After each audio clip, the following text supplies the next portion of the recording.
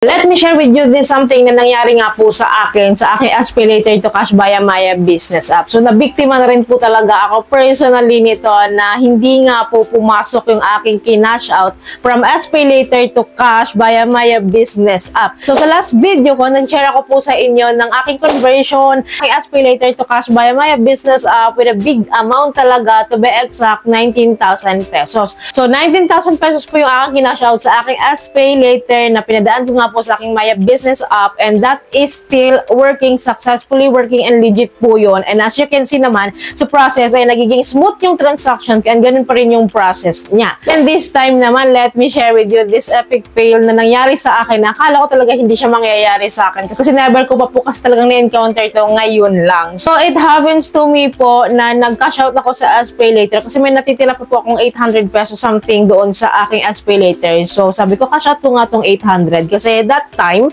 meron akong kailangang bilhin o kailangan ko siya that time. Sabi ko, nilimasin ko na tong SPayLater ko para matingnan ko din kung ganun pa rin ba and smooth pa rin ba yung process. Then, tinry ko po siyang i-cash out. Nakita ko sa inyo yung transaction. So, nandiyan siya. Na-cash out ko siya and na-transfer ko po talaga siya. Nagpunta po ako sa aking Maya Business App. Nagulat po ako dahil naglo-loading yung kanyang wallet.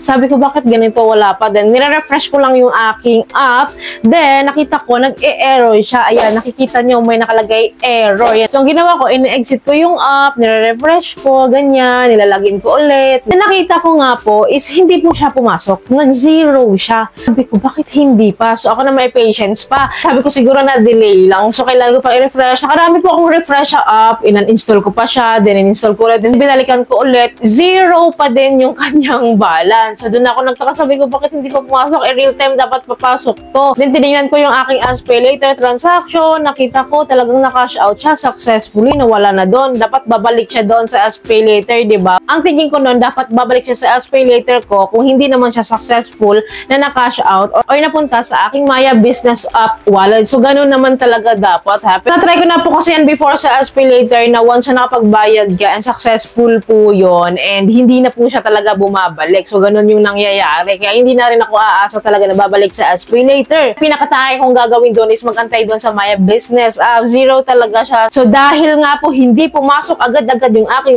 800 pesos kahit anong refresh ko sa aking Maya Business App, zero pa din siya. Ang ginawa ko po, dahil meron akong balance pa sa aking SPayLater, so nagtry ako ng maliit na amount. Tinitingnan ko kung papasok ito sa pangalawang pagkakataon na mag-process ako ng ganito from SPayLater to Maya Business App. So, nagtry ako ng 5 pesos, guys. Nagtry ako ng 5 pesos. Titingnan ko kung papasok siya directly sa aking Maya Business App.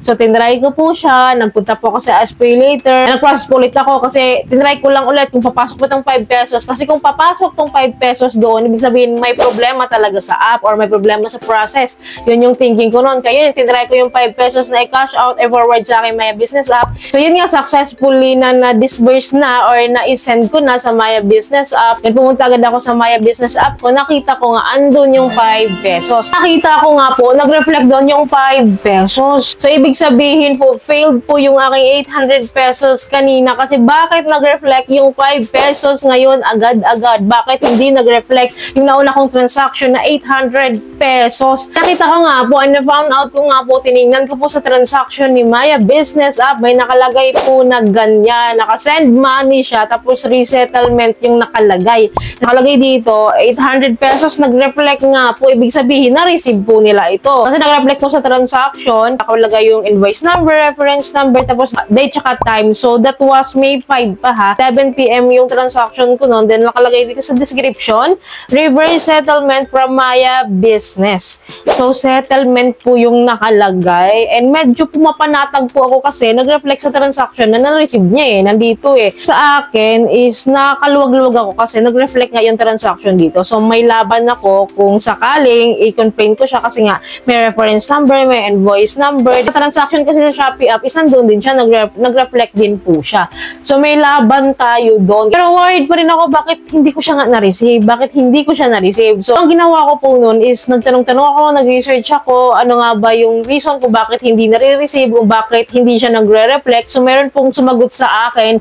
Ang sabi niya, magre-reflect naman daw din pala yun. So, dahil din sa experience niya, ganito din yung experience niya kasi hindi daw pumasok sa account niya, hindi daw pumasok sa kanyang Maya Business App, pero na-debit na sa SPayLater niya. So, ang ginawa niya, nagantay lang daw siya ng couple of days. At the same time, nag-complain na rin siya, nag-email ata siya or tumawag siya, ganun.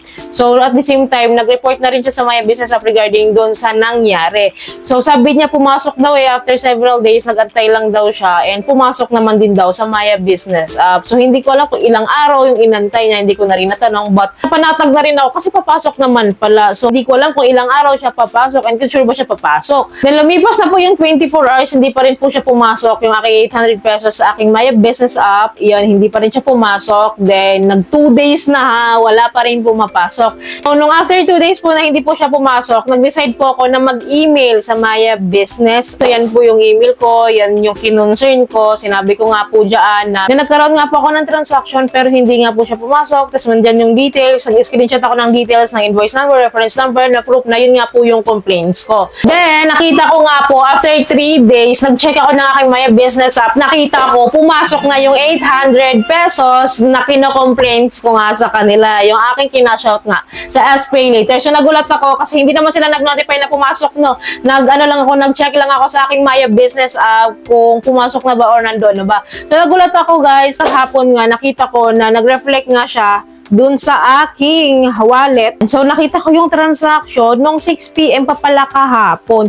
So, nakalagay na dito sa description, credit adjustment from PayMaya. So, ito na nga po, na-settle na po nila yung complaints ko po na ito nung May 8, 6:12 PM.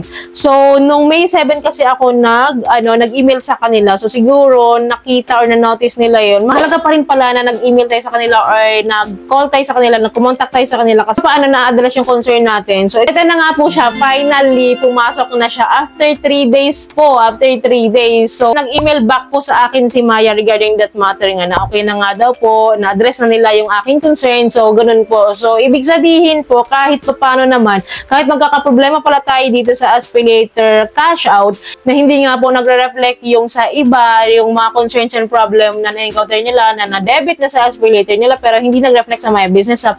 You should not worry po pala kasi magre-reflect din naman pala siya. So, nagkakaroon lang po talaga pala ng error sa app, but then, magre-reflect pa rin at papasok pa rin siya sa account mo. But all you need to do naman while waiting is mag-email kayo about your concern, then or kumontak kayo about your concern. So, pwede nyo pong gawin yan kasi pinaprocess naman po nila yan.